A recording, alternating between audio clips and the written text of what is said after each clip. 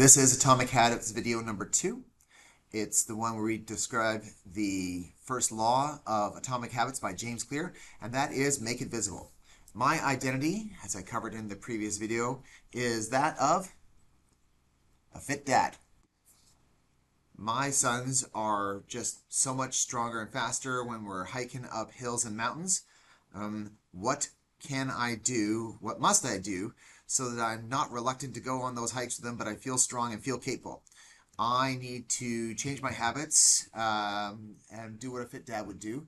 So the first thing I did was make a list of all the things I do. When I walk in the door over there and I come through, I turn on my lights, I go get my kettle, I fill it up with water, and as soon as I hit click, I've got to wait about 4 minutes for that kettle to boil. And that's where Matilda comes in handy.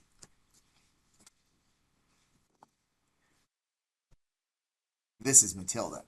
I found this rock that I have affectionately named Matilda just beside the parking lot. I rinsed it off in a bucket and let it air dry.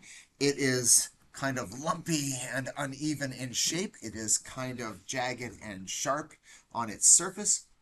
Perfect.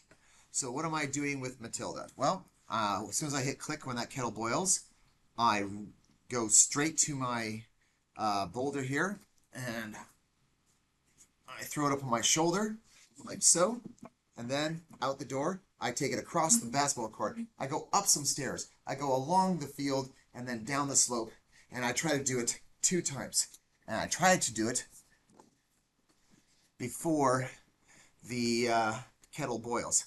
I never usually make it. So how can I make this new habit something desirable? Because it's not.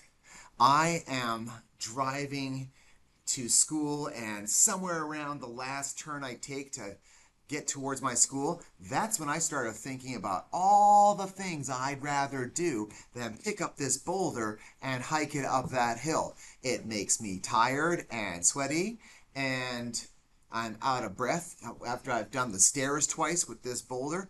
Okay, I'm already thinking about it like when I'm coming in, like, shouldn't I go sign in at the office? What if there's something in my mailbox? Perfect. I know this must be a habit I need to be doing because I'm looking for a way out. What can you do? Well, you can do something to combine something less attractive with something that is attractive. And I'm playing on my phone a song I like, Motley Crue, Kickstart My Heart. Classic rock song from when I was a kid. Now, music isn't, however, for all traits and attributes, all new habits.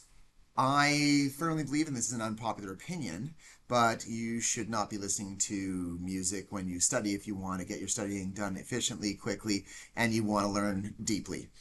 At least when it comes to things that's not like a repetitive motion kind of that you're doing with a study. If you're reading stuff, if you're learning new science concepts, if you're learning new vocabulary, better not to have music on. If you were going to do something like math, there's no evidence. I'm drawing this from a study done by 2 psychology researchers from Porto, Portugal, from a university. And I'll put that study in the link below. But it's also been, I guess, my lived experience. Do hard things and focus on getting that knowledge. And that's, I think, the best practice for study. So that's what I'm going to be promoting. Listening to music for cleaning the house, I think that's fine. It's one of those kind of processes where it's not something cognitive you're doing. You can just listen to music and enjoy it. But it just makes me feel like avoid the sentiment, I have to be in the mood to do something. You're not going to be in the mood to do the right thing sometimes. Discipline is doing the right thing without first asking yourself how you feel about it. If you start yourself scrolling, I know if I do, then I'm just going to say, okay, well, I'll do this hard thing after I'm in the mood. And then scrolling doesn't put you in the mood to do hard things. It puts you in the mood to keep scrolling. That's what that algorithm is built for, to keep you there so you can watch more ads and take in more content. And that's counterproductive to me and my identity. And it's counterproductive to my students too. So this has been Law 1, make it attractive. Make a list of what you got to do and look at the positive, negative, and neutrals on that list. Don't make judgments. Number 2, habit stack.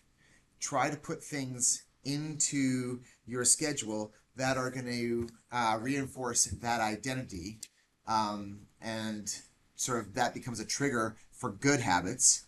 And lastly, find ways to make something palatable along with something hard.